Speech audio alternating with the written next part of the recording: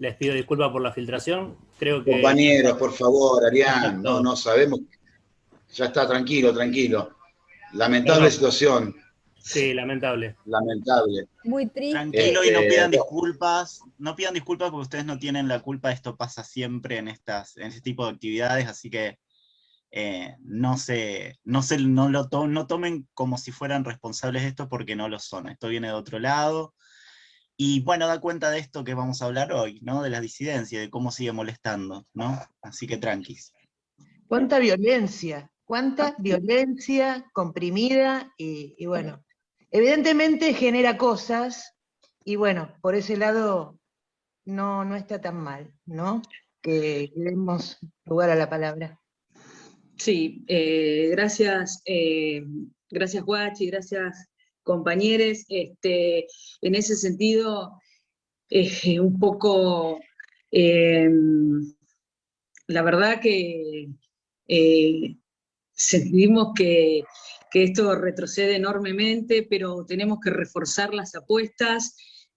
Nosotros, ¿no? Como colectiva, nos seguimos preguntando dónde está Tehuel, a 3 meses de su desaparición, y celebramos la ampliación de derecho obtenida el día jueves pasado, ¿no? Con la sanción de la ley para el cupo laboral travesti y trans, para poder pensar, ¿no? Un futuro, para poder construir un futuro más igualitario para todos.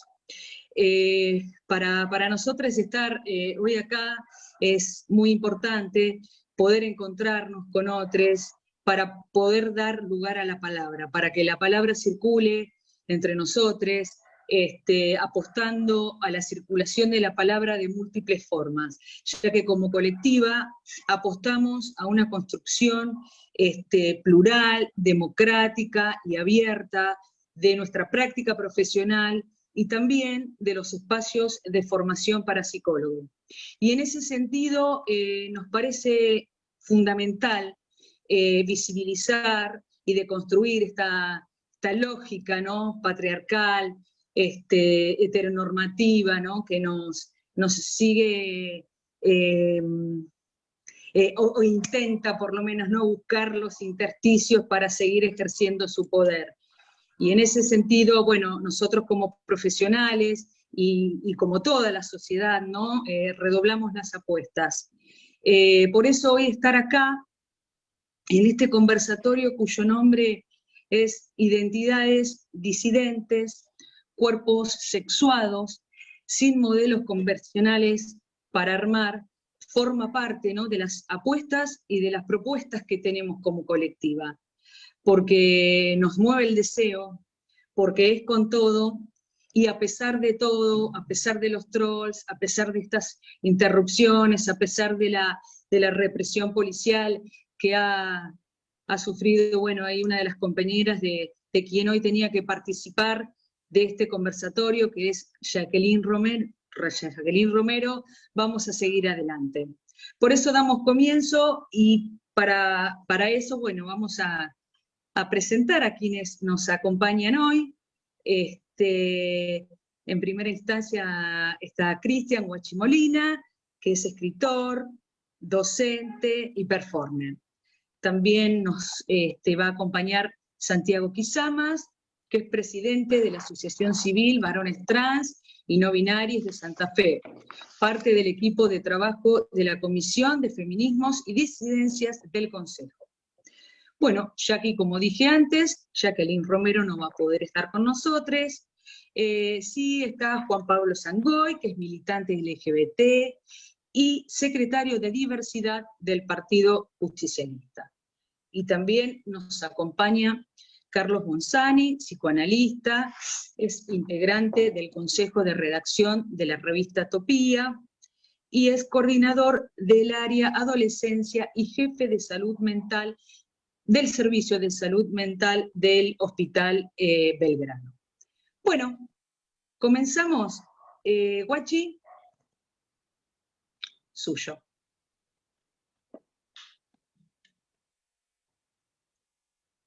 Bueno, buenas tardes, hola, ¿cómo están? A todos, todas y todes.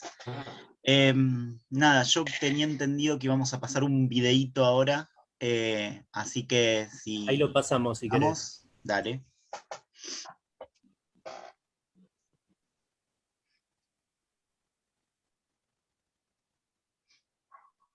Bueno, este video es un video que se hizo desde el Boletín Enredando en 2018 para una marcha del orgullo y es parte de lo que hago, digamos, mi aporte a las disidencias y todo va por el lado de la escritura, así que bueno, es esto. De las décadas pasadas, los putos, las trabas, las putas, las tortas, las trans, las, loquitos, loquitas, loquites, decían que tanto criticaron por escribir como putos, como trabas, como putas, como tortas, como trans, como loquitos, loquitas, loquites. Miren, acá estamos. Los nuevos poetas no son parricidas y se acercan a nosotros, decían atemorizados de perder el trono, bañándolos con la etiqueta de lo nuevo en sus aguas sagradas de influencers, pero no, todo lo registra el tiempo, todo lo trastoca también, y los putos, las trabas, las putas, las tortas, les trans, no tenemos padres ni madres ni nada porque no nos dejaron acercar a nada, y por suerte, acá estamos.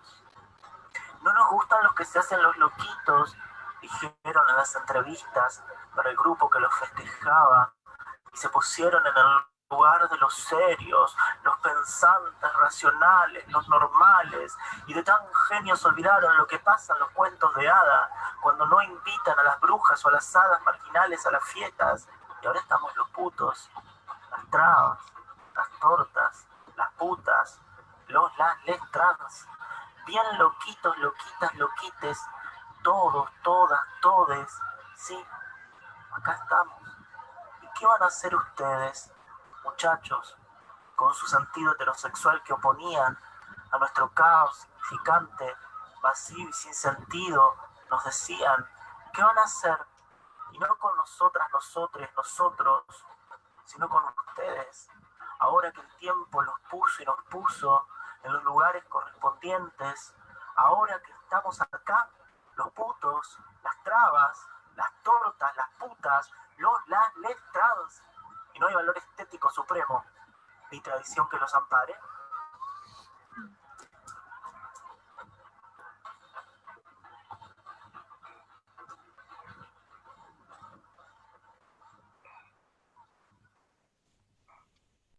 Bueno, nada, este video era un poco para pensar incluso esto que acaba de pasar recién con las intervenciones en el chat y las intervenciones en Zoom en general, ¿no? Digo, a veces uno, esto que me pregunto y que me preguntaba en el terreno de la escritura, y es justamente los modos en que nos han excluido y que nos han minimizado, nos han puesto en una posición menor durante siglos, y que lo siguieron haciendo hasta avanzadas las décadas del siglo XXI, y hasta no hace mucho más de 15, 20 años.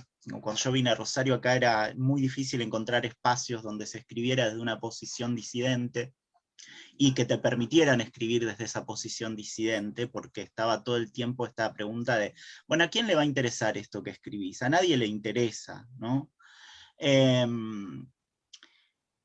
O esta idea de, bueno, ustedes tienen una forma de escritura que es puro significante, digamos, encasillamientos de diversos tipos, y cuestiones de valoración que no vienen al caso. Pero pensaba también ahora, y a raíz de lo que pasó hace un rato, es que, bueno, ¿qué van a hacer ustedes? Evidentemente lo que van a hacer y lo único que les queda es la violencia como respuesta, ¿no? Digamos, en esta aparición, en esta irrupción de las disidencias que están cobrando para mí una presencia muy importante como actores que transforman la sociedad y que transforman lo real. Pensaba en los compañeros que hace poco consiguieron el cupo, que se sancione la ley de cupo laboral trans, ¿no? Y todos los avances que eso implicó en el mediano plazo, ¿no? Bueno, evidentemente vamos a tener que prepararnos para estas interrupciones y estas disrupciones de la violencia de esos sectores, porque de algunos de esos sectores, no de todos, pero sí de algunos, y vamos a tener que generar comunidad, me parece, para poder enfrentar ese tipo de reacciones también.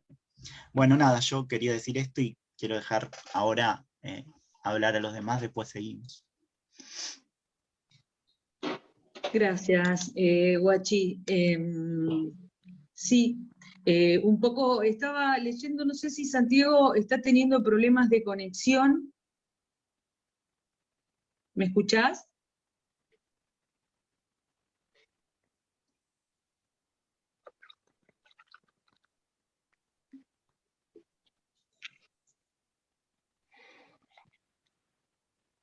Lo admití a Santiago, lo admití hace un segundo. Yo creo que tendría que estar conectándose. Hola, no sé si se escucha. Sí, Santiago, se escucha.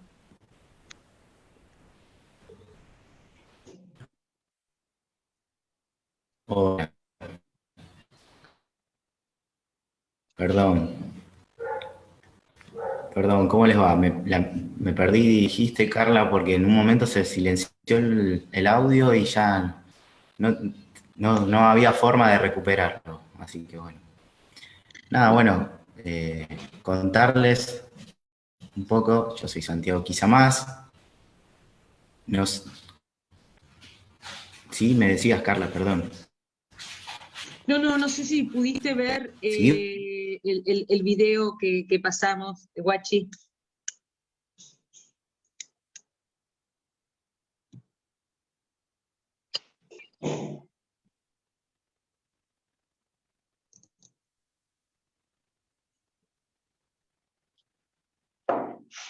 Perdón, otra vez.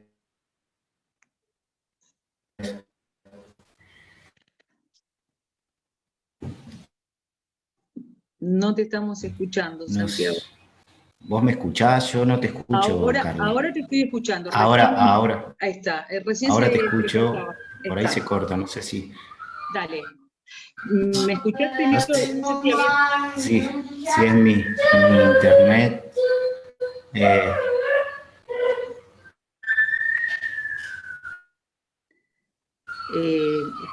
Perdón, a veces para que se oiga cuando hay problemas de transferencia de datos, a lo mejor apagar la cámara permite que se oiga la voz. Sí, tal cual.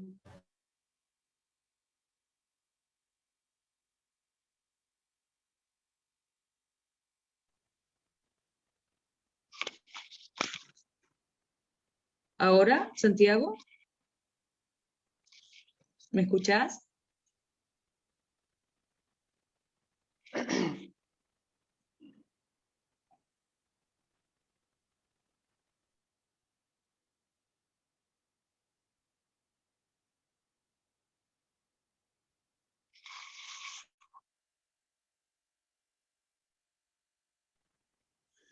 Bueno, me parece que, digo, mientras resuelve Santi ahí su problema de conectividad,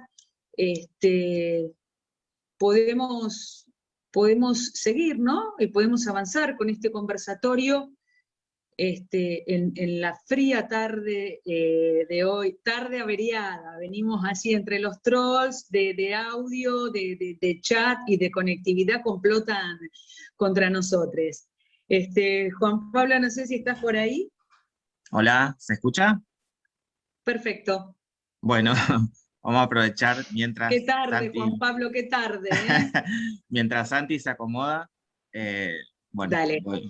me presento. Bueno, mi nombre es Juan Pablo Sangoy, soy militante LGBT, secretario de diversidad del Partido Justicialista, peronismo, y también soy parte del equipo de trabajo del nuevo Ministerio de Igualdad y Género y Diversidad de la provincia de Santa Fe. Y bueno, pudimos ver ahí el videíto, muy lindo, Guachi. Me quedaron resonando dos palabras, digamos. Las palabras que son las que dijiste en un momento varias veces que las repetiste, que era acá estamos, ¿no? Con eso de que a veces no nos dejan, como por ejemplo ahora con esta intervención, ¿no? Me quedó resonando eso del video y me quedo pensando, digamos, en lo que posibilitó que acá estemos, ¿no? En esta militancia organizada, a esos primeros vestigios de la lucha LGBT en Argentina, esa Argentina que vio nacer allá por el año 1967 más o menos, a nuestro mundo, que recordemos, primero en ese contexto, plena presidencia de Onganía, ¿no? Nuestro Mundo fue la primera organización gay homosexual, lo digo entre comillas, argentina y latinoamericana, ¿no? Digo gay homosexual porque en esa época se englobaba todo al colectivo de la diversidad en esas etiquetas que después fuimos cambiando de a poco, ¿no? Ya después en el 71 se formó lo que fue el Frente de Liberación Homosexual, ¿no? Compuesto por grupos de izquierda, peronistas, grupos SAFO, que eran las compañeras lesbianas, también católicos gay, Bandera Negra, que era un grupo de anarquistas, una buena diversidad, digamos, en ese Frente de Liberación Homosexual, con algunas figuras de renombre como Néstor Perlonger, Manuel Puig, José Sebrelli y muchos más, ¿no?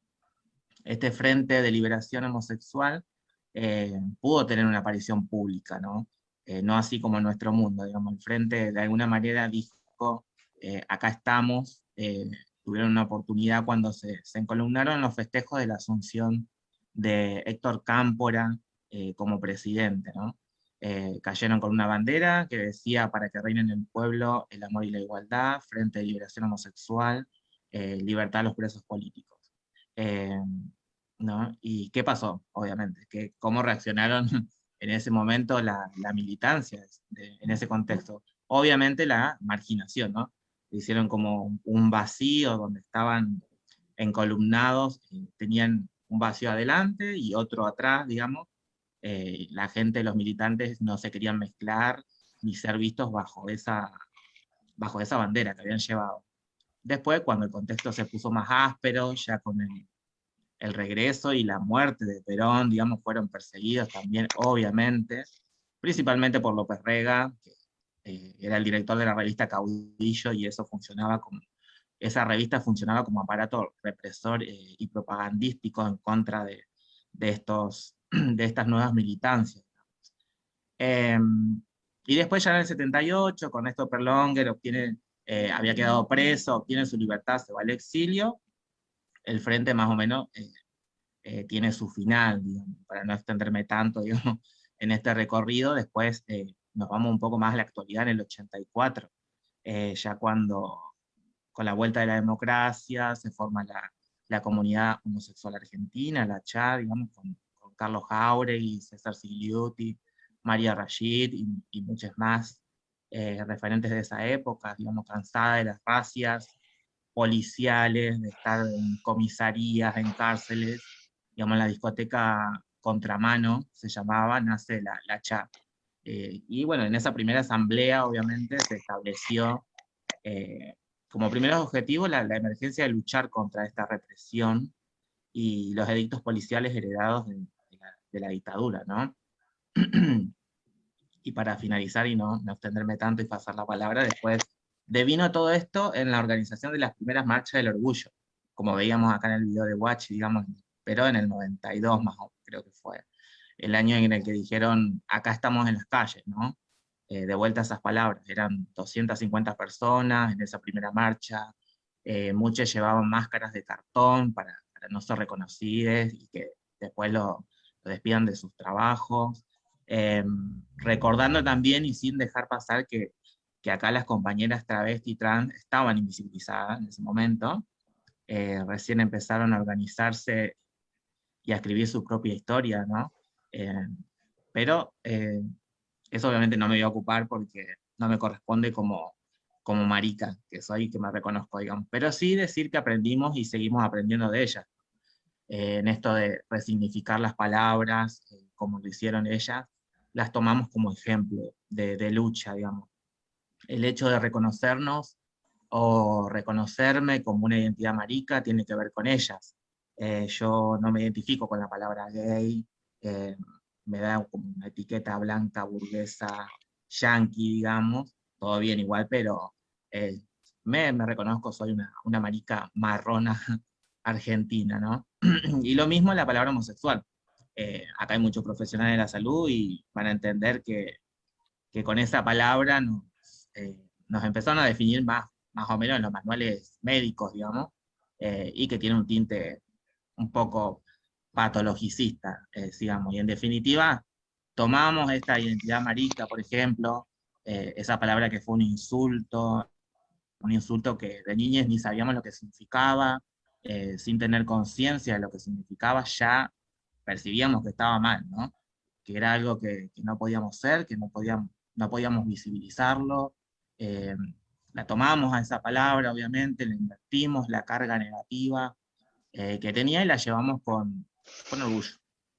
Con orgullo de ser marica y esto del aprendizaje de nuestra propia historia.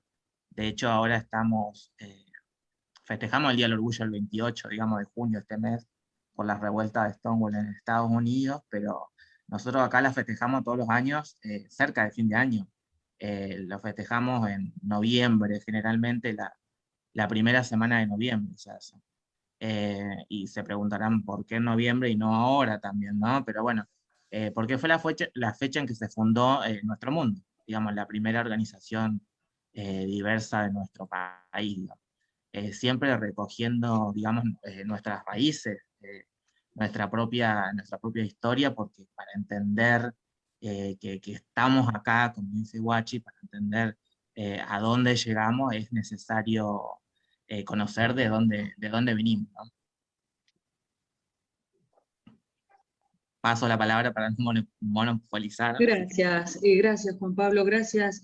Muy importante este recorrido histórico que hiciste, ¿no? Para poder visibilizar y retomando esto que decías y que lo transmitía Guachi en el video, ¿no? De acá estamos, un poco, como decías, ¿no? Llevando como bandera la lucha de las compañeras travestis y trans, de Luana Berkins, de Diana Zacayán,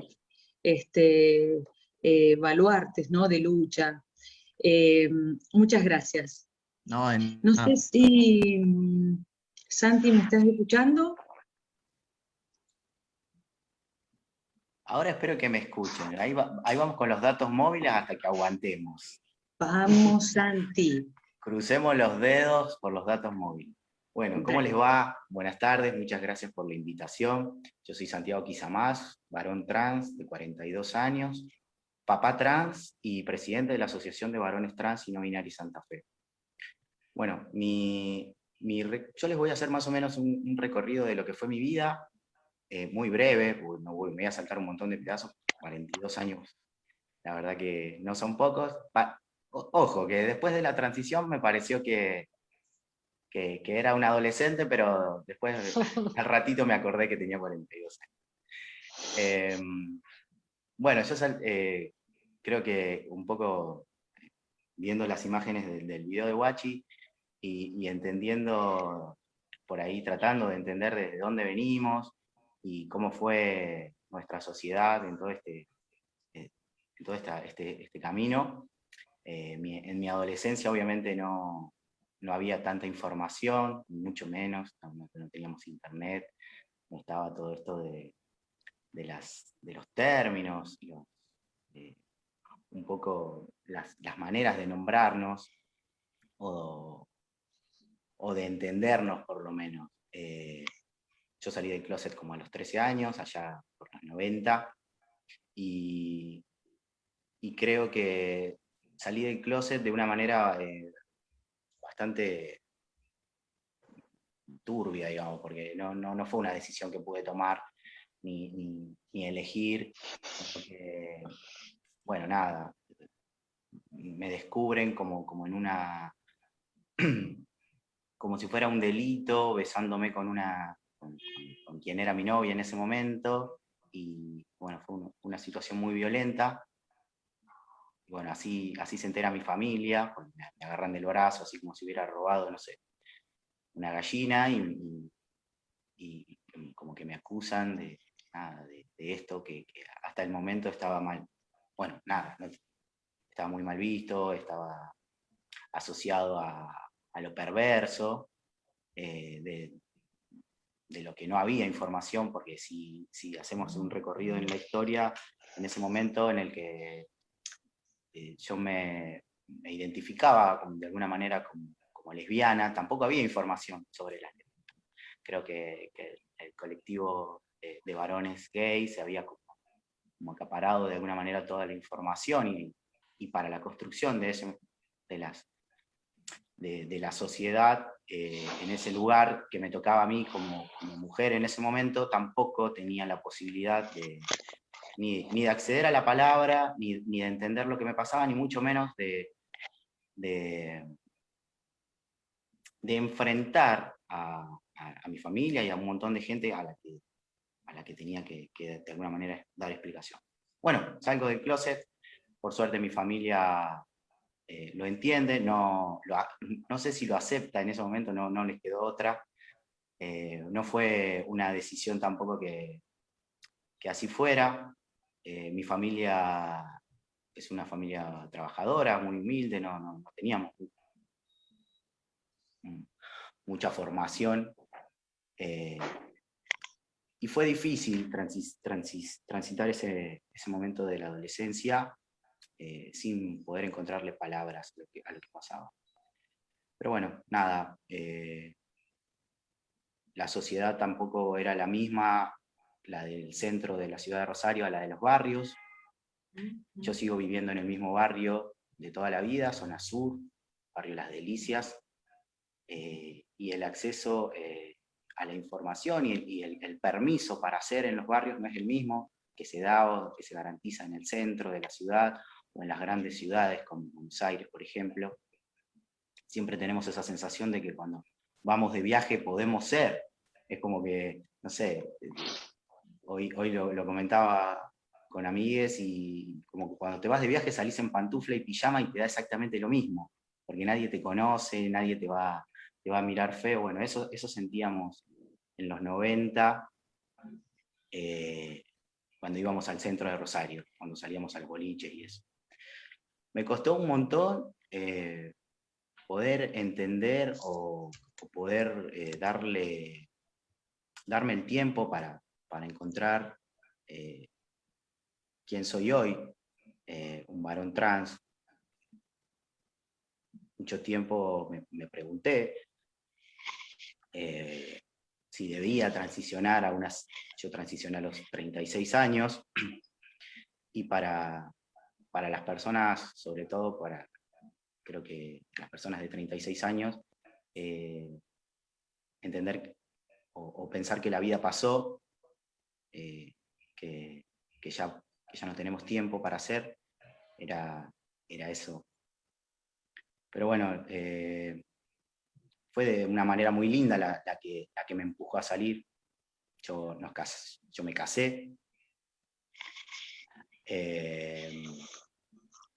para poder hacer una breve reseña. Yo en el 2010, con la ley de matrimonio igualitario, estábamos haciendo la lista de casamiento con mi pareja, y como a las 4:30 de la mañana, cuando finalmente, en ese horario más o menos, cuando finalmente se sancionó la ley, teníamos una muchísima ilusión por casarnos, porque también era eso como un mandato. O sea, hoy lo pienso desde los 42 años y pienso que también fue una manera de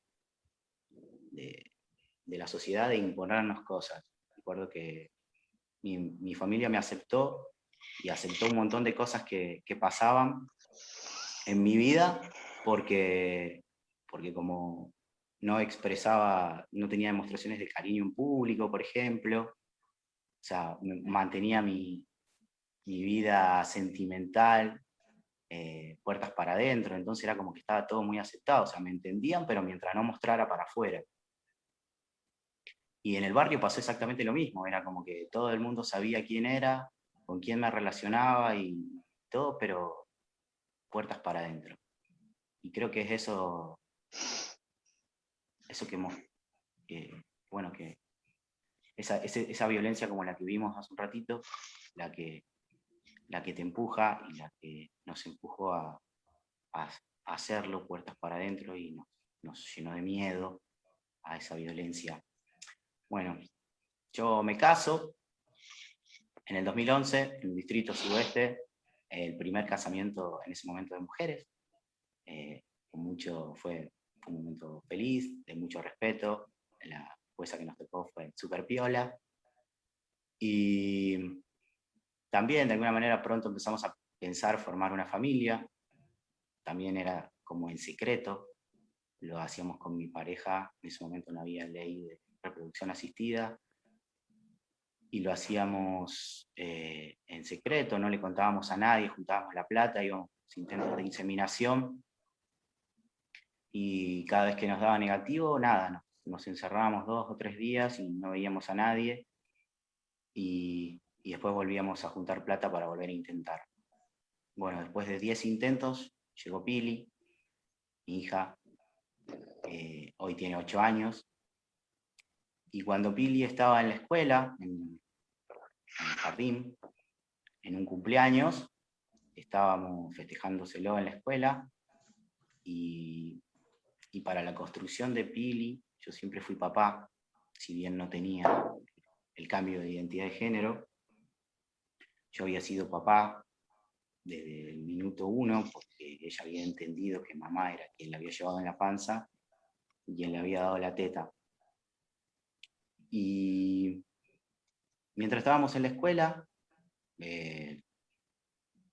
dándole gaseosa, globos a los chicos, uno de sus compañeritos no dejó de mirarme y como que me interpelaba con la mirada todo el tiempo y me puso en un, no sé, me aisló y me puso a pensar si de alguna manera se había roto esa burbuja en la que yo sentía que era papá y que no le había vendido a esta criaturita de 4 años que yo era un varón.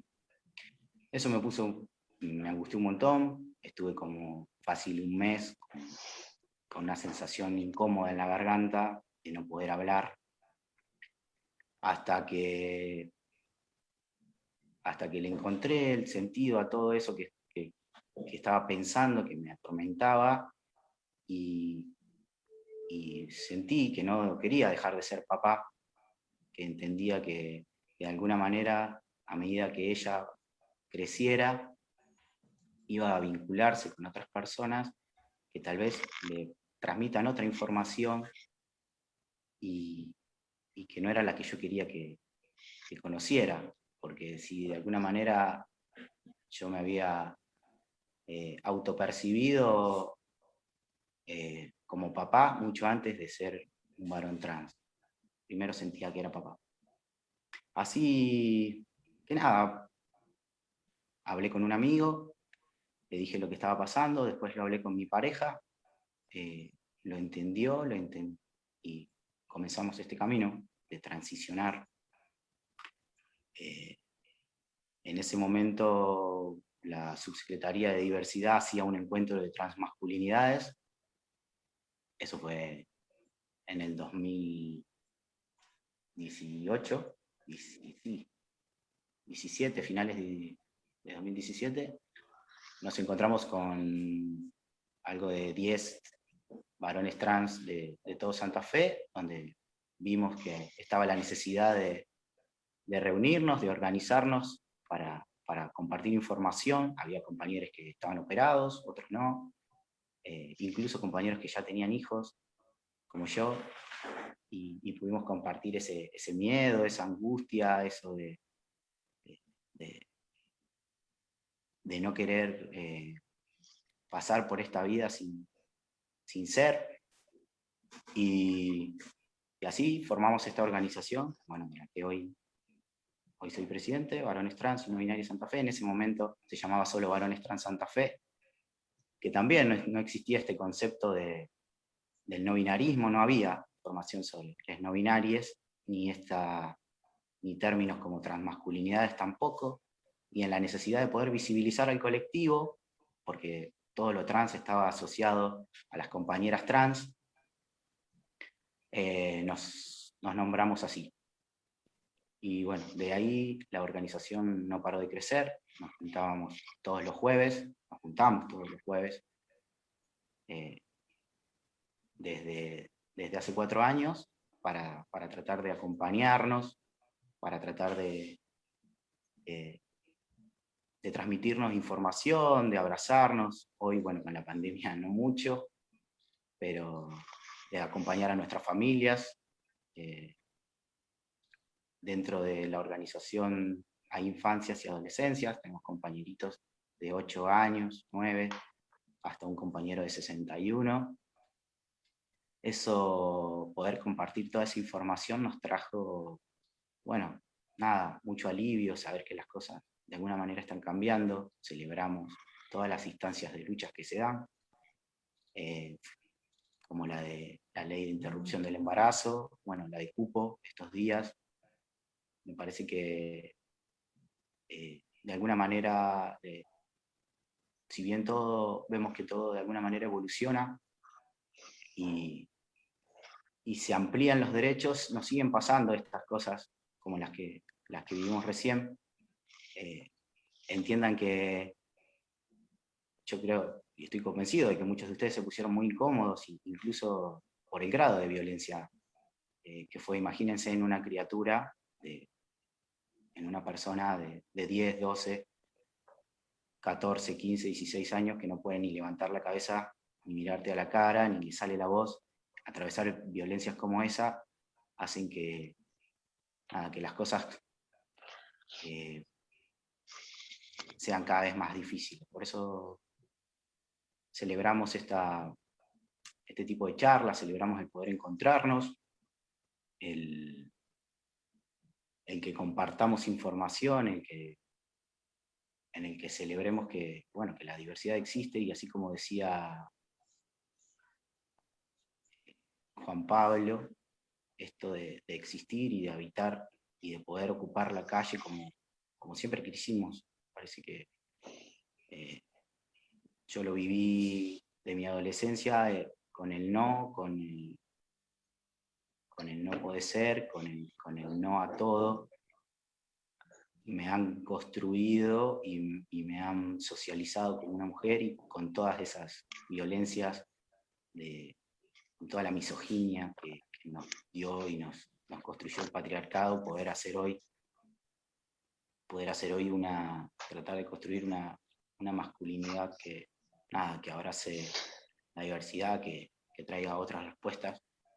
Es un camino que nos toca a todos, me parece, a todos y a todas.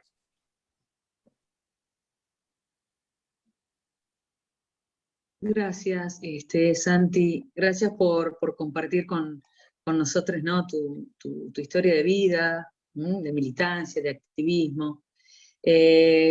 Yo sigo sumando al acá estamos, dicho por Juan Pablo, dicho por Guachi. Me parece que son momentos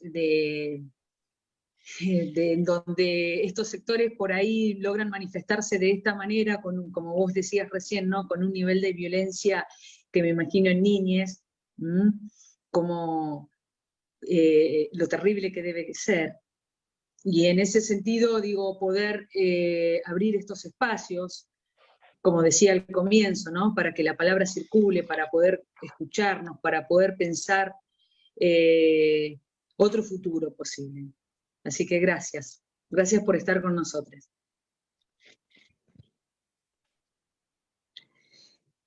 Carlos, ¿estás? Por allí no te estoy viendo. Sí, acá estoy. Ajá. Bueno, Carlos, gracias por acompañarnos hoy también en esta tarde particular. La verdad que sí. Me vino a la mente, mientras sucedía todo eso, cómo empieza su libro Didier Eribon, que dice: en el principio estaba la injuria, ¿no? El insulto. Y que eso marca, ¿no?, a quien no sigue los mandatos heteronormativos desde el principio, ¿no? Creo que fue una simple muestra de eso, ¿no?, lo que sucedió.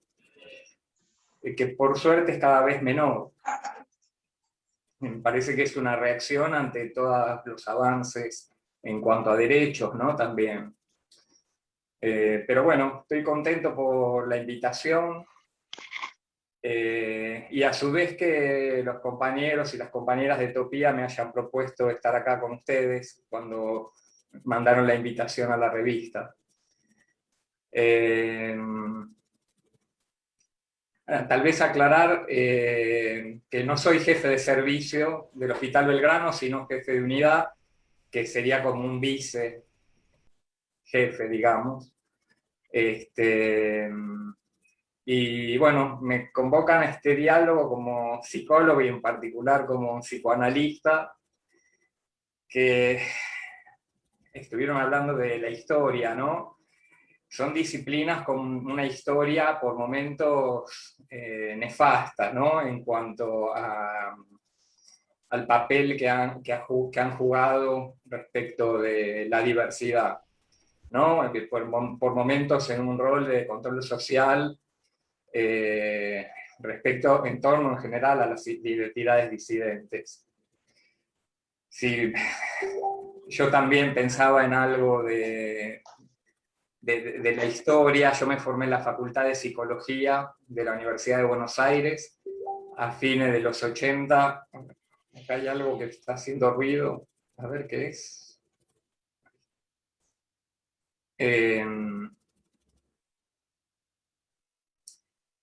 Yo me formé a fines de los 80 y primera mitad de la década del 90. Casi la totalidad de los textos, hoy los llamaríamos, porque en ese momento no estaba la nomenclatura, cis heteronormativos. Casi la totalidad. Pero si uno leía a Freud, el nudo de sus conceptualizaciones, por el contrario, era revolucionario. De hecho, algunas de las cosas centrales que él planteaba era que cualquier zona del cuerpo podía constituirse en una zona erógena y por lo tanto productora de placer, ¿no?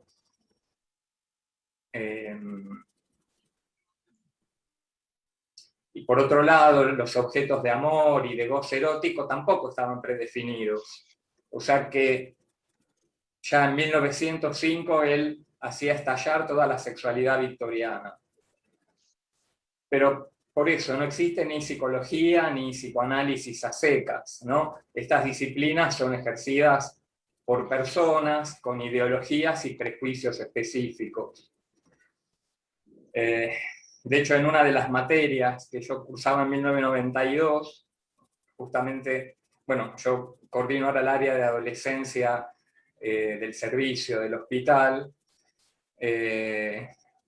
Para mí era una materia muy importante de adolescencia, y una de las cuestiones que nos enseñaban, ¿no? Y que nos orientaban en cuanto a lo que sería la salud mental de una persona era la capacidad de amar y trabajar, pero que esa capacidad de amar tenía que estar orientada hacia la heterosexualidad. O sea, tal cual, ¿no? O sea, no es que era sugerido o dicho en clase, estaba escrito. Me quiero detener en esta frase porque nos puede llevar a reflexionar en varias direcciones. La primera es evidente. En los últimos años yo he visto en internet infinidad de mesas redondas, conversatorios, preguntándose si el psicoanálisis es heteronormativo. Yo diría que muchos y muchas psicoanalistas, por suerte no todos ni todas, cada vez menos, son heteronormativos o heteronormativas. Y agregaría más, cisnormativos.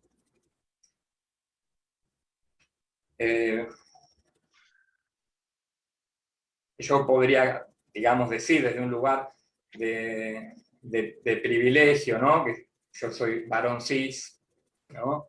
Que pudo hacer una carrera universitaria, que también, ¿no? He sido, soy por momentos cisnormativo, ¿no? Es una cuestión en deconstrucción permanente. Pero la cuestión central para mí es discernir si nuestra práctica va a estar guiada por una función que esté ligada a la adaptación y el control social, o a la reducción del sufrimiento psíquico de las personas que se acercan a nosotros a consultar. Pero para poder hacer eso, primero hay que poder alojar a la persona que padece por X motivo. Porque si partimos de patologizar ciertas identidades a priori, y que esto sigue ocurriendo, ¿no? La famosa asociación de trans a psicosis, etcétera, etcétera, que incluso uno lo escucha en papás y mamás que vienen a consultar y vienen con el temor de si su hijo o hija no es psicótico o psicótica. Digo, lo que decía, si se parte de patologizar, no solo no alojamos, sino que lisa y llanamente excluimos. A mí a lo largo de estos años siempre me llamó la atención, desde que empecé mi práctica clínica en el 97, la casi inexistente demanda de tratamiento por parte de personas trans en las diferentes instituciones donde yo trabajé. Y yo creo que eso nos habla de la no accesibilidad al sistema de salud, ¿no? Y que el sistema de salud tiene que mirar sobre sí mismo, ¿no? El sistema de salud no ha sido hospitalario con las personas trans. Y para que eso cambie no solo se requiere de leyes y de ética profesional, que las leyes son necesarias y uno puede hacer, apoyarse en las leyes, ¿no? Para seguir luchando para que las cosas cambien, sino también de decisiones de política institucional y de ejercicio de la propia práctica profesional. La lucha y las leyes conseguidas y arrancadas a la sociedad van produciendo cambios y nos permiten también hacer palanca para un mejor vivir de las identidades disidentes. Doy un ejemplo. La ley de matrimonio igualitario, para mí, digamos, si bien tiene un costado, si se quiere, normalizador, ¿no? No solo ha implicado una mayor seguridad jurídica, sino también un cierto clima de aceptación que ha llevado a que muchos y muchas jóvenes se animen a salir del placar, ¿no? Los derechos empoderan no solo jurídicamente, sino también psicológica, social y simbólicamente. Lo mismo creo que ha ocurrido con la ley de identidad de género. Muchas niñas y adolescentes empiezan a animarse a hablar y a manifestar su expresión e identidad de género mucho más tempranamente que antes. Y en este punto, tal vez quiero dar un ejemplo de lo que nosotros hemos pensado en el equipo respecto de las decisiones políticas y éticas que implican respecto de la práctica profesional. Nosotros en el área hemos empezado a recibir unos cuantos pedidos de tratamientos de adolescentes que se autoperciben trans, pero que no necesariamente consultan por ese motivo, cada uno por motivos específicos que hacen a diversas cuestiones, pero sí lo que pudimos ver como bastante regularidad es la dificultad de las familias de poder alojar las necesidades de estos adolescentes. Y ahí, digamos, es la decisión como equipo de abrir un espacio de acompañamiento a padres, madres y familia en general, que tengan la dificultad en ese acompañamiento, o sea, cambiar el eje de la situación que se presenta como problema. No es el adolescente el problema, sino quienes tienen el problema es quienes deberían poder acompañarlo, acompañarla.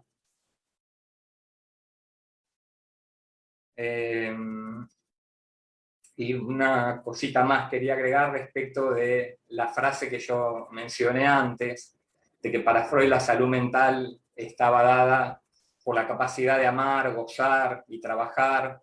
El trabajar también entendido como la capacidad para transformar la realidad. Pucha, si las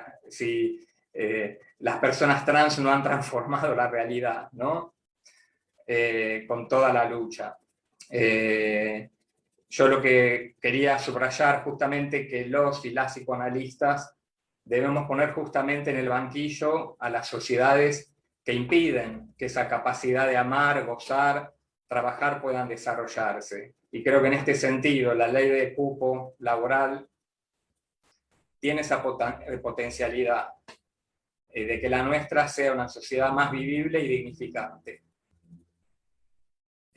Porque, bueno, cualquier persona sin un trabajo digno termina enfermando, ¿no? Bueno, dejo acá y en todo caso seguimos charlando después. Muchas gracias, Carlos. Gracias por tus aportes, por poder darnos este espacio para poder pensarnos, ¿no? como profesionales, ¿no? de la salud mental. Bueno, abrimos el micrófono para quienes quieran participar, preguntar, reflexionar.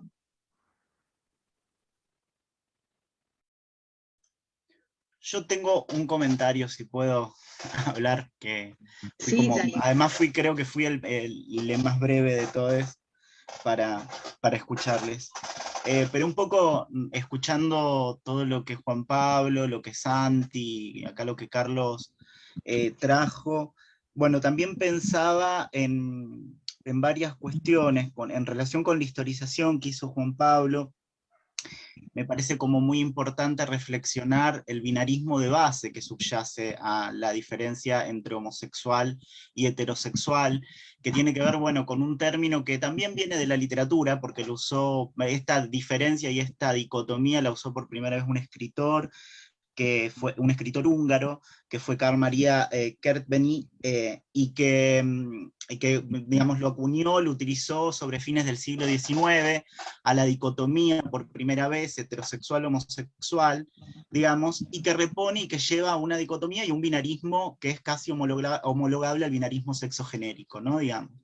Y que está por detrás subyaciendo eso. Por eso decía la incomodidad de Juan Pablo de pensarse o de decirse homosexual, aunque era el modo en el que se pensó durante mucho tiempo, o se englobó durante mucho tiempo la diversidad sexual, y cuando nace el Frente de Liberación Homosexual, con Néstor, con la tía, con Manuel Puig, ahí en esos años, en esos fines de los años 60, principios de los 70 ya, en el medio también de lo que se llamaba la liberación sexual, que venía también por otro lado, con un discurso por otro lado.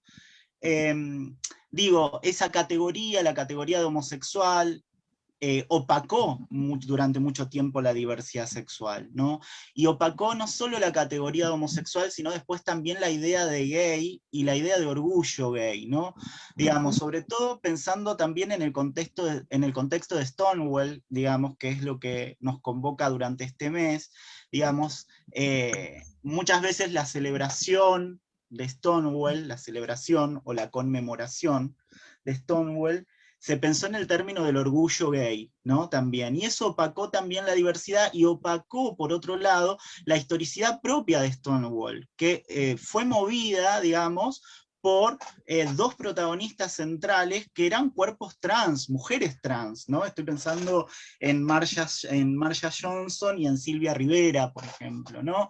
Digamos que eran cuerpos trans que dieron origen a, de hecho se dice que una de ellas fue la primera que arrojó la piedra contra la policía, ¿no? Y que a partir de ahí irrumpió todo el proceso que siguió y que conocemos hasta el día de hoy, digamos, a partir de los sucesos que ocurrieron en el Bar Stonewall.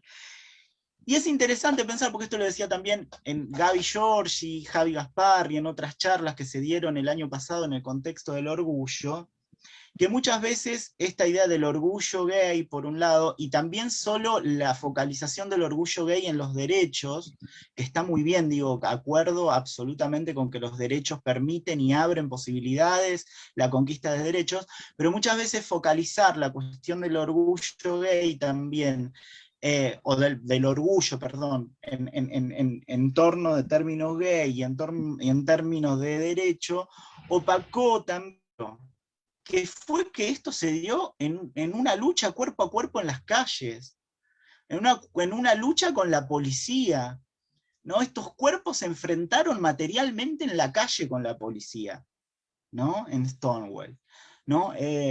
Y se opaca que era un barrio de los suburbios donde pasa todo esto, ¿sí?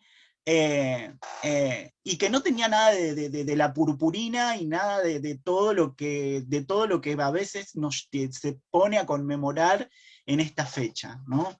Digamos, es como, digamos, muy importante para traer esa historización, los cuerpos que estaban en la calle enfrentándose con la policía, cuerpos trans, también invisibilizados por este binarismo de base que viene ya en esa división homosexual, heterosexual,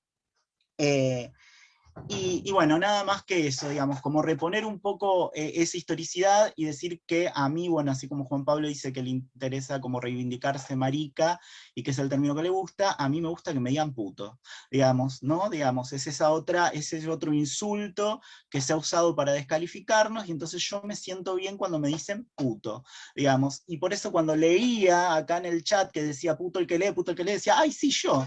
Acá, mira, ¿no? Digamos, como para desarmar un poco esa lógica perversa. Sí, yo leo, sigo leyendo. Digamos, así que, nada, quería decir eso, como para decir algo más. También le quería pedirles disculpas porque yo en un ratito me tengo que ir a una actividad que tenemos con un taller, así que quizá no llegué a escuchar a todos, pero bueno, ya les había avisado a los chicos que iba a salir. Muchas gracias por la invitación y la pasé bárbaro y escuché y aprendí un montón de cosas. No, gracias a vos, Guachi, y gracias también por volver a traer, ¿no? esta historización que vos decías, ¿no? En la revuelta de Stonewall, que fueron varios días a partir del primer incidente que ocurrió allá en el bar y de las puestas de los cuerpos en las calles. Muchas gracias por compartir y me encanta la Hortensia cómo te queda.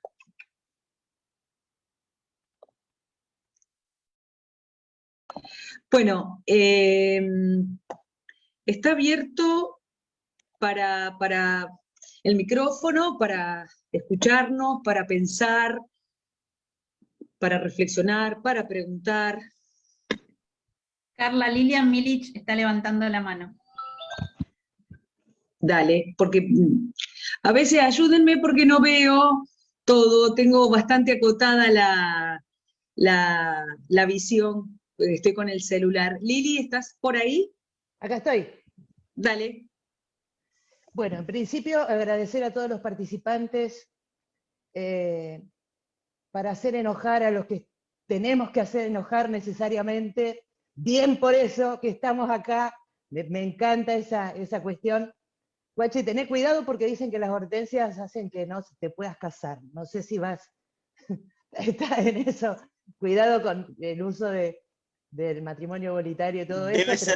Debe ser por eso, entonces. Es esa onda, por eso. Bueno, la verdad que los he escuchado atentamente, testimonios de vida, historizaciones. Tenemos un poeta y tenemos un psicoanalista. Y entiendo que son dos maneras de transitar el inconsciente, ¿no? Yo que un poco durante muchos años me he instalado por esos lugares donde los poetas tienen un modo de decir determinadas cuestiones que tienen que ver con el inconsciente y muchas veces los analistas, ese modo de decir, tienen un modo de escuchar respecto de qué hacer con ese inconsciente, ¿no? Valoro mucho el testimonio de Santiago, lo que pudo dar cuenta en relación a lo que sucedió respecto de su vida, lo que sufrió respecto de su vida, los distintos caminos que pudo, las distintas instancias que pudo haber atravesado para construir su su trayectoria y poder llegar a esto que entiendo como su posibilidad de satisfacción respecto de poder estar mejor, ¿no? La militancia política también entiendo que es muy importante para conseguir los derechos, y a partir de esos derechos tal cual, como dice Carlos, que como analista me gustó mucho todo lo que tu postura, tu posición. No todos los que hacen psicoanálisis tienen esta posición, y la valoro mucho porque entiendo que de esta manera podemos ir por más, ¿no? Decía que lo que vos señalabas en relación a los derechos es la posibilidad de empoderamiento respecto de lo psicológico, lo social, los modos de vivir, inclusive, y de situarse en esa vida, ¿no? Entonces, tomando un poco esto que vos planteaste, entiendo que es verdad que Freud lo plantea en tanto un probable binarismo, descubriendo una atracción por lo propio. Lo que pasa que por ahí hay que comprender la época, hay que comprender el contexto. Yo lo entiendo como un paso necesario, digamos, sin un Freud, no sé si hubiéramos podido llegar hasta acá. Y que en esa posibilidad de construcción y de construcción nuestra, a su vez, me parece como que el aporte freudiano respecto a lo que planteaba como la subjetividad, dio cuenta de entender la sexualidad. Tal vez, bueno, él habla como elección de objeto, ¿no? En relación a eso, entiendo que más que una elección, se trata de una construcción tal cual ocurre con la subjetividad. La sexualidad se construye en una singularidad muy desde lo propio y muy desde digamos, lo de cada uno, ¿no? Dado que, por ese lado, digamos, es muy particular, muy a partir de la vivencia que tuvo cada uno, en tanto esa construcción y en tanto los modos de los que hace que le guste o no, que su deseo se mueva o no para tal o cual lado, digamos, ¿no? Pero si no hubiéramos pasado por los 3 ensayos para una teoría sexual, no sé si hubiéramos llegado por acá en estos tiempos, no haber roto con aquella sociedad victoriana, ese modo de pensar a los hombres y a las mujeres, ¿no? De todas maneras, entiendo que lo que hoy nos comanda tal cual la enseñanza, digamos, de nuestro padre del psicoanálisis, que es Freud, es la oportunidad de la clínica.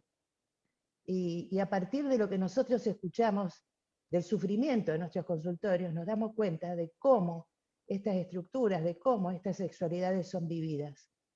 Y que en realidad, en relación a eso, esa es la verdad. La verdad de la historia está metida ahí. Y que desde ahí nosotros debemos hacer la letra propia del psicoanálisis correspondiente a este siglo XXI, ¿no? Entonces, hay que escuchar a los poetas, hay que escuchar a la gente, hay que escuchar a los pacientes, y hay que tener en cuenta y cuidarse de aquellos violentos que se manifiestan de esta forma en la medida que avancemos en este otro terreno, en esta construcción. Bueno, por el otro lado es como, digamos, la repercusión es mayor.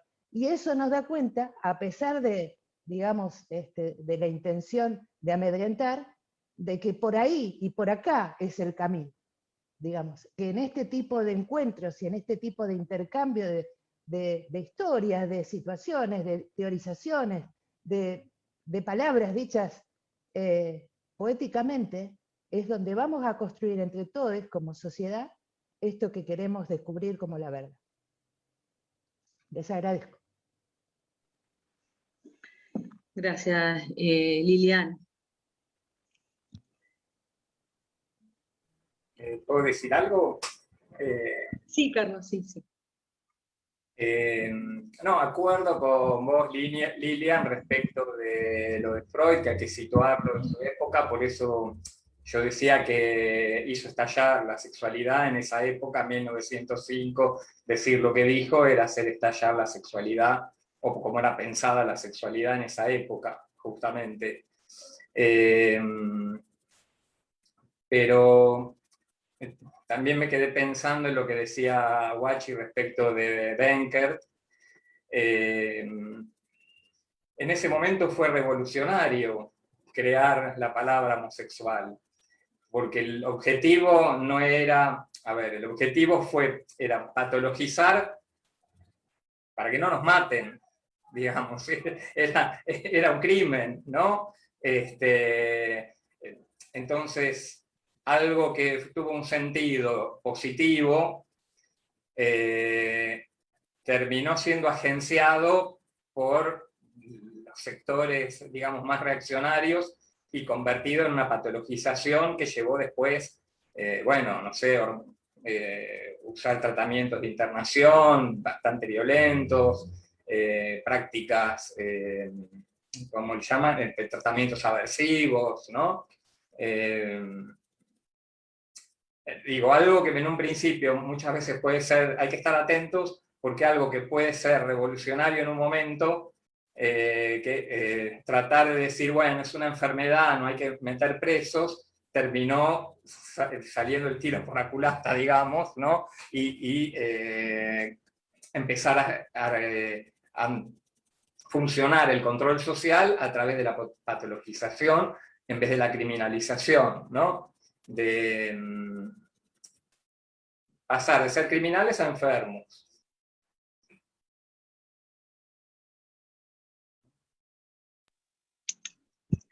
Gracias, Carlos. Me parece que, Juan Pablo, ¿habías levantado la mano?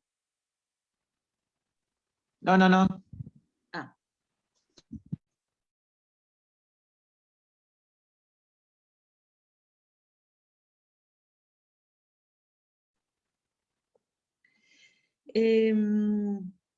A mí me gustaría, Carlos, si pudieses comentar un poco más este dispositivo que está en relación a acompañar a los familiares que habías hecho mención.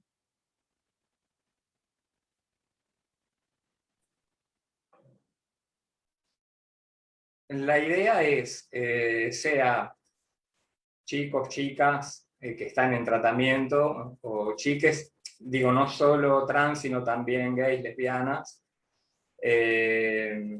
o bueno, el caso de una familia, por ejemplo, en que no acepta que la hija tenga de pareja a un chico trans, ¿no? O sea, la variabilidad es enorme. Todo lo que tenga que ver con identidades, orientaciones sexuales disidentes, provoca cosas en las familias. Y sobre todo, digamos, en determinadas familias donde hay mucho machismo.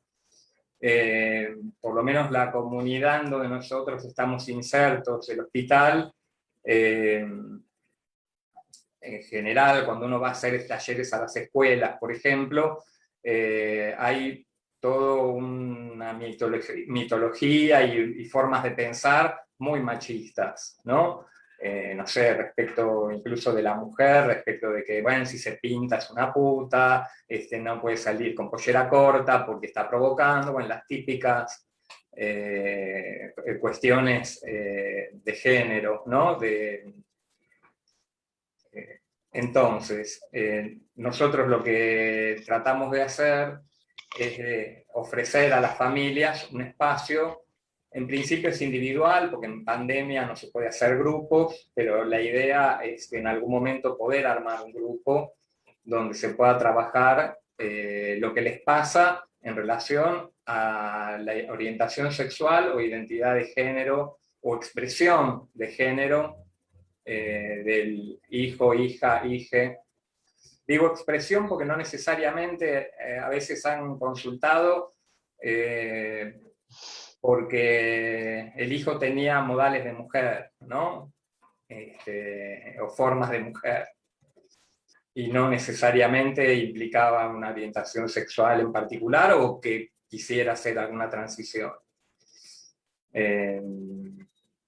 La idea es que tengan un espacio donde poder reflexionar y plantear sus inquietudes, sus dudas, y a veces hay como mucha ignorancia, ¿no? Respecto de esto que yo decía antes, ¿no?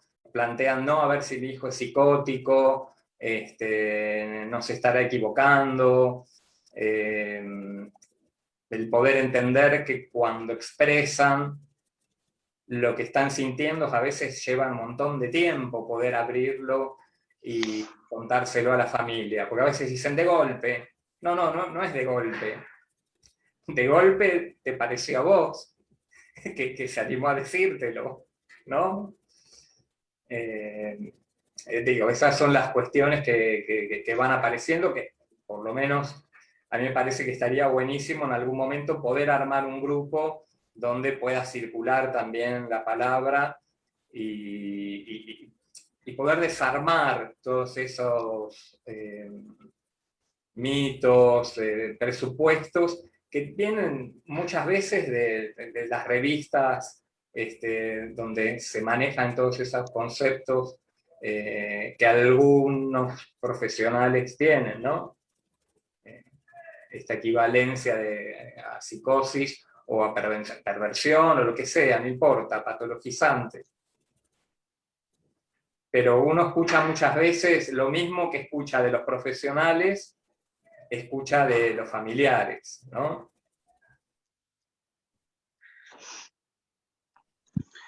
Bien, gracias, Carlos. El eje es ¿qué necesita tu hijo o hija? ¿No? Ese es el punto.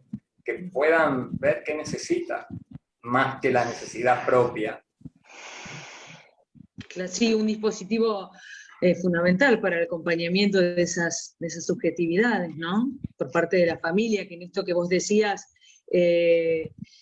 es bastante frecuente encontrar reticencias y resistencias por parte de esos familiares, ya sea en relación a las orientaciones sexuales, o me quedé en esto, ¿no?, que señalabas, en la cuestión de la expresión de género. Digo, porque esto tiene que ver, viste, con los estereotipos en relación asignado a un género o al otro, ¿no? Y la patologización enseguida de ese niño, digo, con qué juega, digo, ¿no? Los colores, los modismos. Si bien en ese sentido, bueno, se viene desconstruyendo un montón, y por eso también es importante la implementación de la ESI, ¿no? En las escuelas. No, papás que le dicen puto al nene porque claro, la muñeca es así directamente, ¿no? Exacto. Sí, claro. Encarnadamente, te lo digo porque es así, digamos. Sí. Digo, y como hablábamos, ¿no?, recién en esto de los juegos, de los juguetes, de los colores, bueno, son mandatos muy pesados, y muy pesados también para esos niños, para esas niñas o para ese niño. ¿Alguien más? Hola, ¿Quiere la palabra? Buenas tardes, Carlita. Hola. Si no hay nadie. Bueno, qué bueno si al final se empezó a nombrar el machismo, ¿no? Se trajo lo que es el patriarcado, que es la gran marca en todo esto, en todas nuestras subjetividades, incluso como profesionales de la salud. También tenemos que transitar una deconstrucción.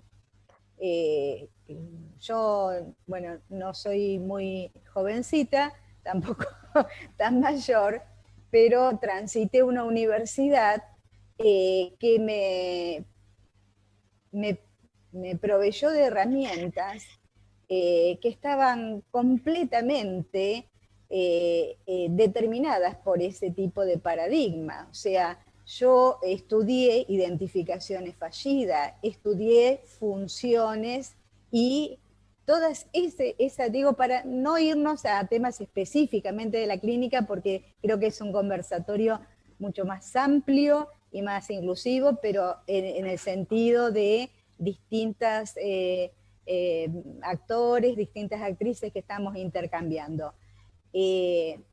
Desandar esto que nos marcó mucho, o sea, yo transité una universidad en donde la OMS entendía que la homosexualidad era una patología, mientras estudiaba en la facultad. O sea, me recibí como psicóloga con todo ese cúmulo de herramientas.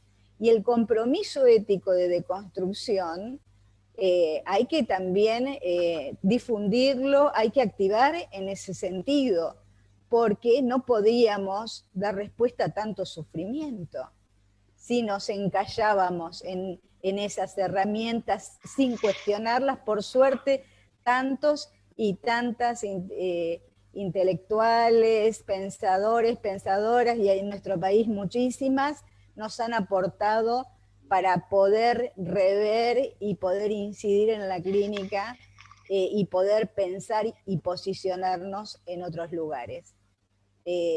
Bueno, eso quería traer un poquito. Veo que hay también muchas colegas y colegas que incluso que a veces recién a partir de todo lo que ha sido el avance en derechos, se ha puesto más en el tapete, creo, la revisión de esto, de las herramientas clínicas. Bueno, y un saludo a este encuentro que más allá de toda esa violencia y cuestión introspectiva y molesta que nos produjo, a mí me dejó con cierta tensión al principio, les cuento, pero bueno, creo que pudimos lograr ya a este momento un buen clima. Y saludo el encuentro. Gracias, Sandri. Sí, a mí también me generó cierta tensión durante gran parte, pero bueno, ya nos hemos podido aflojar. Permiso, no sé si alguien más levantó la mano. Bueno, bueno, estaba pensando en esto que decía Carlos, del tema de las familias, y eso también no hay que perder de vista, que muchas de estas familias, porque nosotros lo vemos dentro de la organización, toman la palabra de un profesional o de una profesional como la palabra autorizada para todo, ¿no? Muchas veces estas profesionales o estos profesionales están cargados de prejuicios o replican estas conductas de las que nosotros queremos salir. El adultocentrismo en las familias hace que, bueno, que los compañeros atraviesen también esa violencia. Lo vemos desde compañeros que han estado internados, estos tratamientos para convertir, si bien han mutado para tratar de disfrazarse. Hoy tenemos compañeros medicados y medicades que son prácticamente plantas para no sentir, para no expresar lo que les pasa. Y tenemos compañeros que, por ejemplo, si un profesional, si la familia acompaña, si encuentran eso que son y se consideran una persona trans o atraviesan esa transición, bueno, y la primera instancia con el profesional es, bueno, tenés que empezar con testosterona, por ejemplo. Y es eso, o sea, te sentás en un consultorio a que está bien, tenés 16 años y ya puedes elegir, pero muchas veces vas acompañado de un adulto o una adulta para tomar una decisión así, por el solo hecho de sentirte acompañado por un familiar. Y a veces ese profesional, lejos de acompañarte, te sumerge otra vez en esto de la réplica del binarismo. Te consideras un varón trans, listo, tenés que inyectarte testosterona. por ejemplo, o usar gel. Y tal vez esa construcción de esa masculinidad o de esa transmasculinidad pase por otro lado. A veces no se le da el tiempo a las personas trans para elegir cómo quieren transicionar. Un poco pensaba en eso. Y después, lo que decía, no me acuerdo cómo se llamaba, la señora que habló recién, esto de que de las universidades, nosotros lo vemos, lo seguimos viendo, en las universidades se sigue replicando el biologicismo, el binarismo y sobre todo dentro de las universidades de medicina, de psicología, donde, bueno, los futuros profesionales y las futuras profesionales a veces deben romper con esto, con libros que fueron escritos hace 50 años, o con profesores o profesoras que replican esto. Me parece que hoy, sí, el feminismo ha traído un impulso muy grande a las nuevas generaciones para alzar la voz y todo eso, pero me parece que no estamos teniendo la oportunidad de poder romper con todo eso, porque se considera al adulto como la voz autorizada para todo. Si te autopercibís persona trans, bueno, tenés que comenzar con esto. Y si tenés que atravesar alguna facultad, bueno, si querés estudiar medicina, bueno, tenés que estudiar esto, y después, bueno, si querés el día de mañana habilitar más derechos, bueno, es una decisión tuya. Pero bueno, hoy tenemos los compañeros y compañeras que pelean dentro de las facultades para poder romper con todo esto. Me parece que, siempre me da que pensar, y siempre me parece que es una lucha que es muy difícil de ganar cuando las personas adultas al frente de todo esto, porque siempre le pedimos al Estado en la reivindicación de derechos, siempre luchamos contra un Estado que no alcanza, contra un Estado que no cumple. Bueno, hoy el Estado cumple, pero vemos estos espacios de construcción de personas, donde se construye la sociedad de mañana, replicando esas mismas cosas con las que venimos peleándose hace tanto. No sé si se me entendió muy al último. Pero... Sí, Santiago, sí, perfecto. En esto que decías, bueno, sí, me permito yo, no sé si alguien quiere tomar después el micrófono, la palabra, en esto que decías, Santiago, de lo fundamental de romper con los binarismos, y en esto que decías, bueno, si te autopercibís como varón trans, a partir de ahora tenés que hormonizarte o como mujer trans y poder acompañar esas subjetividades en los procesos y en lo que quieren y en lo que sienten y cómo se autoperciben. Y una de las cosas que me parece, como más compleja o difícil, ¿no? También como integrantes de la sociedad, es no definir esto de lo binario. Bueno, si sos un varón trans, con estas características, si sos una mujer trans, con estas características. Si no encuadrás dentro de eso, molesta mucho más. Carlos, ahí estás levantando la mano, me llamo al silencio. Y Alicia también levantó la mano, Carla. Si Alicia levantó primero, ya Alicia. Bueno, Alicia. Hola, bueno, buenas noches, buenas tardes a todos. Escuchándoles, y particularmente en lo último referido a las formaciones de base, digamos, que por ahí transitamos algunas personas, me quedo pensando en esto de cómo las currículas universitarias están muy lejanas aún hoy en día a las realidades. Y los profesionales que por ahí elegimos transitar otras experiencias, hay que transitarlas en paralelo. autogestionadas, muchas veces dentro de las casas de estudios, digamos, no se aloja, digamos, para nada la demanda del propio estudiantado. Particularmente yo vengo de una formación bastante estricta, digamos, en algún sentido, como es la abogacía, y bastante regida por estas cuestiones, digo, de jerarquías, digamos, de los profesores, las profesoras, donde todo lo que queramos transitar por fuera de esos planes de estudio es autogestionado y en paralelo, y decisión personal, digo, pero a la vez hay un sinfín de cuestiones que luego en la práctica, a posteriori del grado, también hay que estar todo el tiempo en tensión, en disputar, y muchas veces, aún tensionando, no se encuentran alojadas.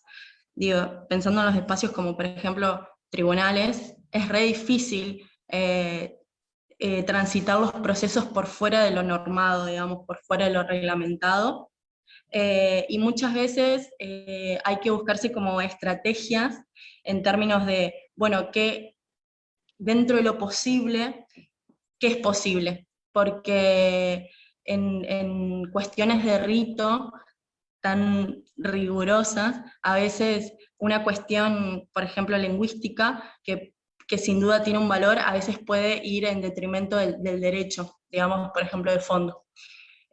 Un poco se me vinieron esas reflexiones, y después también escuchando en el dispositivo respecto a las familias,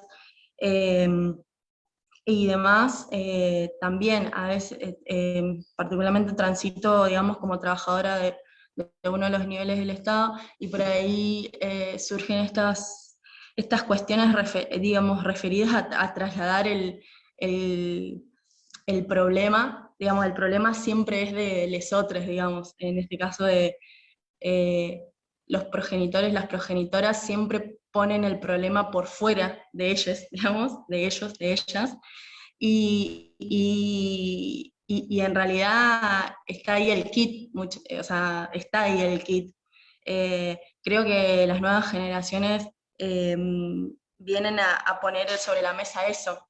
El problema, nosotros no estamos en una situación, no nos genera ese conflicto, digamos, en realidad esas familias que no pueden alojar y acompañar a las niñas, a los adolescentes, por fuera de la heteronorma, en realidad ese es el kit. Y también esto que ya estuvo circulando, pero que por ahí también desde ese lugar se observa mucho y rige como esta cuestión de un poco de, no sé si el término exacto es fantasía, pero sí de la etapa. Esto ya va a pasar, esto no es tan así, más que nada en cuestiones en edades de adolescencias, por ahí lo he observado más, y hay como mucha reticencia al acceso a determinados derechos, como puede ser una rectificación registral, y también rige ahí una cuestión de bueno, elige la hija o el hijo, mi propiedad. Entonces, cuando sea grande, o sea, cuando tenga 18 años, la legal, que haga lo que quiera. Mientras esté bajo mi mandato, por decirlo de cierta manera, de modo peyorativo, obvio, no van a ser así las cosas, y claramente se produce una vulneración de derechos que obviamente no es leída así, y que bueno, ese también es como el desafío a transitar digo, por lo menos desde mi perspectiva, en esta situación de no acompañamiento. Gracias, Alicia. Está Carlos y después Juan Pablo había levantado la mano.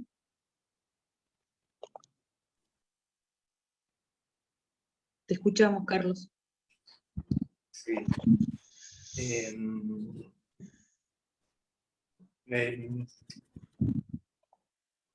Lo que comentaban hace un rato respecto de no tolerar el no binarismo, ¿no? Es algo con lo que también uno tiene que trabajar, ¿no? Yo me acordaba de algunas situaciones con médicos y médicas que desde un lugar, digamos, de onda, digamos, ¿no? De buena onda, decían, dice que es trans, ya tenemos que conseguirle lugar para armonizar, te pidió, te dijo algo, manifestó algo. No, dice, no, bueno, pero nosotros tenemos que estar un paso adelante de los pacientes, ¿no?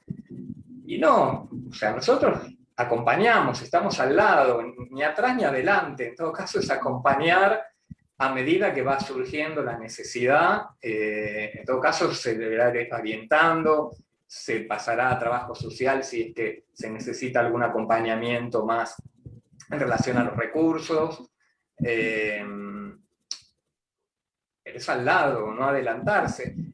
De hecho, hay chiques, digamos, ¿no?, que se definen, pongámosle, como varón, pero de golpe un día vienen vestidos como con pollera. Está bien, o sea, vienen y no es para cuestionar, digamos, ¿no? Porque de golpe se viste así y dicen, bueno, pero no era tan trans. Deja que fluya, digamos, ¿no? Y en todo caso, si es una etapa, si es una fase, y pasa, pongámosle que es una fase y pasa, hay que alojar esa fase igual. No es lo mismo alojar esa, si es que es una fase, que no alojarla. Simplemente eso quería comentar. Gracias, Carlos. Juan Pablo. Sí, era un pequeño aporte cortito, digamos, que traigo a colación, porque estaba escuchando lo que, cuando hablaban de la facultad, digamos, y me hizo acordar con un ejemplo, en el 2019 creo que acompañamos acá en la ciudad de Santa Fe a 7, 8 compañeras trans a la Universidad Nacional del Litoral, se estaban inscribiendo, digamos, creo que de todas esas, una sola nomás quedó estudiando al día de hoy, para pensar eso, y después a la salida acompaño a una a tomar el cole, creo que caminamos 2 cuadras y fueron las 2 cuadras, pero desde insultos hasta chifladas, lo que se imaginan, se daban vuelta, sobre todo a ella, digamos, yo me tomé el cole, me fui, la compañera también, se imaginan lo que es pasar por eso todos los días de tu vida también, ¿no? Ese acoso, digamos, esa violencia, por eso tampoco nos sorprende lo que pasó al principio, nosotros ya estamos curtidas, o sea, desde el día 1, desde que empezamos, porque algunas no salimos de closet porque ya salimos desclosadas, digamos, porque ya éramos visibles, maricas, afeminadas, así que no, nacimos de la panza y ya salimos del closet, o sea, y esto de que la pasan a diario, digamos, y me preguntaba, digamos, también qué hacemos como profesionales de la salud para cambiar esto. Me incluyo porque yo estudié enfermería, estoy haciendo mi licenciatura en enfermería, la estoy por terminar, y en mis prácticas obviamente me crucé con este tipo de cosas, desde, no sé, desde negarle una ligadura de trompas a una mujer, un médico, preguntándole, ¿tu marido está de acuerdo? Desde eso, digamos, hasta una compañera también en terapia intensiva, y escuchar de cómo la violentaban tratándola en masculino, digamos. Y ahí está nuestro rol. Yo decía, bueno, no tengo muchas herramientas, las voy a buscar, digamos, me voy a amparar en las leyes, en lo que sea, como futuro profesional, digamos. Y si no las creo, me creo las herramientas, digamos, para poder abordar este tipo de violencia, digamos, y acompañar más que nada. Así que nada, eso. Dejaba como la inquietud también de qué hacemos como profesionales de la salud para cambiar esto, porque ante la no respuesta, ante el no hacer nada, también estamos haciendo, ¿no? Y dejamos hacer. Nada de eso más. Gracias, Juan Pablo. Mario, ¿habías pedido la palabra? Sí, bueno, cumpada, primero agradecido y apenado, como todos, por el incidente de intromisión, que me quería detener en eso primero. Remarcar que la versión oficial de los genocidios dejó de lado lo específico de violencia de género en los genocidios. En particular me detengo en lo que fue el T4, que fue el primer experimento genocida del nazismo, que se dirigió a enfermos mentales, que en esa categoría se psicopatrizaba en la Alemania de la época a miopes, chuecos, rengos epilépticos, distintas, digamos, deformaciones, distintas teratogénesis. Bert, con B larga, con dos actores que ustedes seguro conocen, uno es Clive Owen y el otro es el actor de Jesús de Montreal, que no recuerdo el nombre, que es un actorazo. Ese film más que recomendable, marcando eso, ese mecanismo que no es menor que la historia oficial, las academias, desconozcan y nieguen. Pero fue el primer grupo, el primer colectiva en ser objeto del nazismo al menos.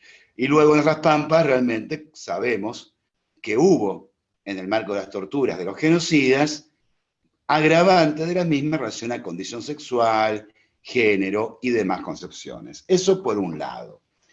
Así que este señor, bueno, tiene de dónde nutrirse, ¿no? También podemos detenernos en lo que fue la masacre de Nanjing, que un 10% de esas 300.000 personas asesinadas en 60 días, si no me equivoco, murió en esclavitud sexual de los soldados japoneses. Esto es corriente que al colectivo LGTBI, disculpen, y más ahora como bien se utiliza, sea objeto de prácticas de estas características. En cuanto a Freud, el recupero, ante todo quiero recuperar la versión no academicista de Freud, porque yo creo que esta patologización que hay de las posiciones sexuales y demás, es más académica que psicoanalítica, por decirlo de algún modo, ¿no? Recordemos aquella maravillosa carta de Freud a una mujer en la cual le respondía que no iba, que el tratamiento psicoanalítico para su hijo no iba a ser efectivo porque él no era neurótico, era homosexual. O sea, si no era neurótico, él no lo podía ayudar, listo. Nada más. Y jamás, al menos Freud y la mayoría de sus seguidores, utilizaron las categorías que están en juego para psicopatologizar, y mucho menos moralmente, que es algo que lamentablemente hemos padecido en las universidades estatales. Y lo hemos padecido. En la transmisión, en la lectura, en la producción, y más aún en el acceso a determinados lugares a que se escuche la voz, la propia voz en juego. Así que bueno, agradecido múltiplemente, y bueno, era agregar estas dos cositas. Gracias por los testimonios y por la lucha, que sabemos que sin lucha no hay victoria, así que aguante la colectiva y los amigos y amigues. Gracias, Mario. Yo quisiera preguntarle a Santiago, breve, si quiere y puede compartirnos algo de lo que se vivenció en las afueras del Congreso el día jueves.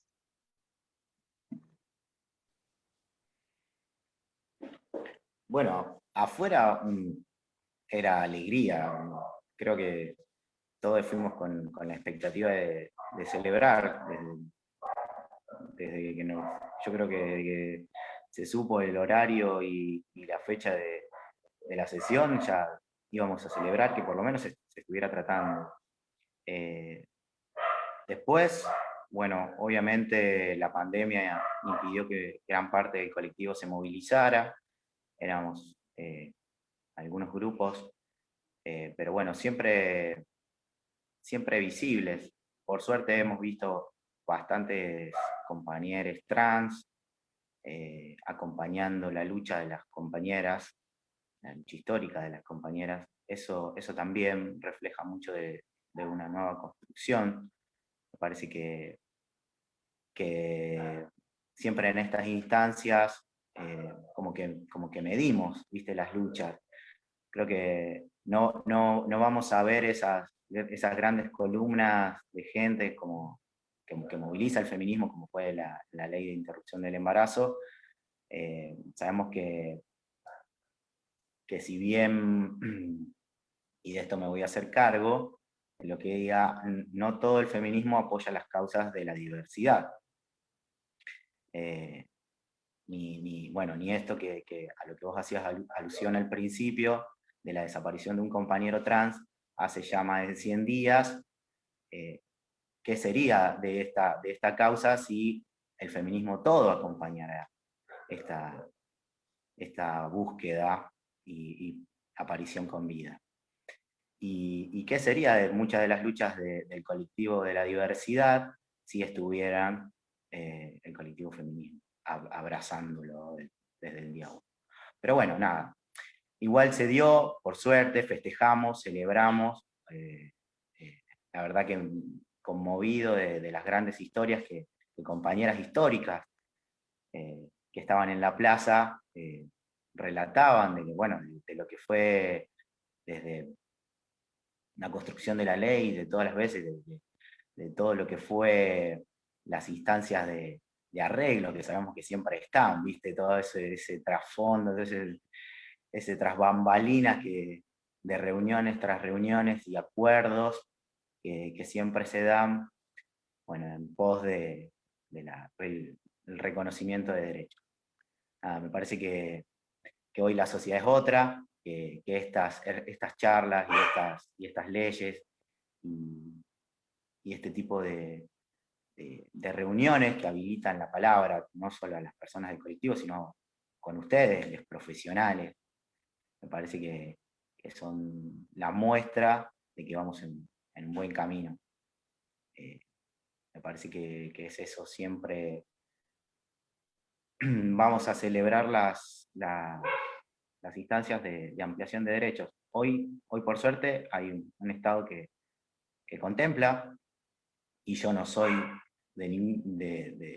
no soy ni kirchnerista, ni peronista, ni mucho menos, pero reconozco cuando un Estado amplía derechos. Me parece que es súper positivo, me parece que pese a todo lo que estamos viviendo, tan solo económicamente y en el contexto de pandemia, creo que este tipo de sanciones nos dan fuerzas para seguir y nos dan esperanza de que algún día las cosas cambien. Gracias, Santi. No sé si alguien más quiere tomar el micrófono. Yo quería consultarles acerca de las transformaciones que ustedes observaron a partir de la ley de identidad en las niñas, con los cambios de documentos, de identidad. Si alguno me puede comentar acerca de, porque he visto, por ejemplo, el caso de Lulú, que es muy conocido, pero si alguien más me puede comentar en la práctica o en lo cotidiano, los compañeros LGTB también.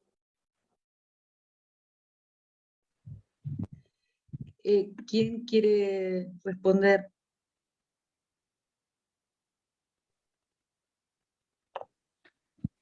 Yo no entendí bien si en la práctica de la rectificación de datos se acompañaban a los menores de edad. ¿Eso fue? Sí, en parte sí, si hay un acompañamiento en las niñas, y si ustedes qué transformaciones ven a lo largo del tiempo. Bueno, la transformación desde el momento que la persona es acompañada primero por el primer entorno, este entorno afectivo, la familia, o en algunos casos no se da de parte de les padres y está la abuela, el abuelo, los tíos, las tías, madrina, padrino. Cuando sienten ese acompañamiento ya es un montón. Nosotros hemos hecho esto de la familia, un poco viendo el resultado en los compañeros y compañeras. Después en la instancia de acompañamiento en la rectificación de datos o acompañar a hacer algún trámite, bueno, obviamente siempre estamos, en estos 4 años pudimos hacer puentes, tanto con abogados, abogadas, instancias donde debe intervenir niñez. Bueno, tenemos una profesional que se llama Andy Panciera, que es una psicóloga con la que trabajamos hace ya 4 años, que es quien de alguna manera coachea las reuniones de familias, que es quien habilita el diálogo, no es que no hay una bajada de línea. Las reuniones de familia sobre todo tienen que ver con la transmisión de experiencias entre pares. Cuando una mamá o una abuela o un papá pudo resolver una instancia que lleva un proceso, a esto no sé, de cambiarse el nombre, hoy me cuesta un montón adaptarme al nombre nuevo. Bueno, es un proceso. Cuando nosotros transicionamos, también transiciona la familia, todo el entorno. Por eso sentirse acompañado es un montón. Y después, obviamente, cuando estas instancias de acompañamiento no se dan en la familia, debe intervenir el Estado, porque las organizaciones no tenemos la potestad para tanto. Si bien hacemos esa segunda línea de lucha, siempre está ahí las instancias de profesionales, tanto el abogado del niño, o algún abogado de particular, pero bueno, sí en esas instancias acompañamos. Hoy, a nivel Estado, no hay un acompañamiento a las infancias y adolescencias, sí se está dando de parte de las organizaciones, de alguna manera privadas, ONG. Hoy en Santa Fe no se está dando. Sí está la propuesta de que se comience a dar, pero bueno, todavía no se está aplicando. Sí se dio en algún momento cuando existió la subsecretaría, que bueno, de ahí venimos trabajando con Andy, que era quien llevaba adelante el programa de infancias y adolescencias trans en la provincia. Gracias, Santi. No, gracias a vos. Gracias. ¿Alguien más?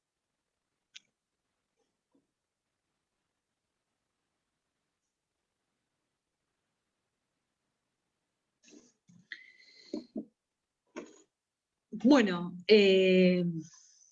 para ir cerrando, ¿no? Un poco recuperar lo que decía Juan Pablo, ¿no? En esto de, bueno, qué hacemos y cómo acompañamos, ¿no? Como profesionales de la salud. Y por otro lado, bueno, esto que Carlos expresaba, ¿no? La importancia de acompañar esas subjetividades conforme lo que las subjetividades pueden decir, ¿no? Y en ese sentido, desde nuestra práctica profesional, bueno, hacernos eco de esto. Agradecerles a todos, a todas y a todos desde la colectiva PSI habernos acompañado y haber dado la palabra en este conversatorio que termina mucho mejor de lo que comenzó. Les paso una invitación para el día lunes 28, van a televisar por Canal Encuentro el documental El laberinto de las lunas, de la directora Lucrecia Mastrangelo, que estuvo el sábado anterior compartiendo este conversatorio parte 1 con nosotros. Así que lunes 28 a las 23 por Canal Encuentro. Muchísimas gracias, y me parece que, nada, como decía Guachi, como recuperó Juan Pablo, como trajo Santi y Carlos, acá estamos para seguir dando pelea, ampliando derechos y que la palabra circule. Nos damos un aplauso para todos. Muchísimas gracias.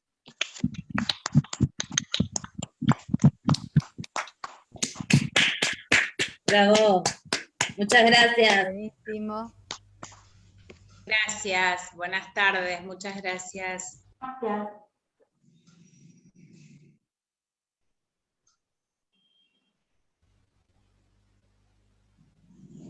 Gracias a todos, buen fin de...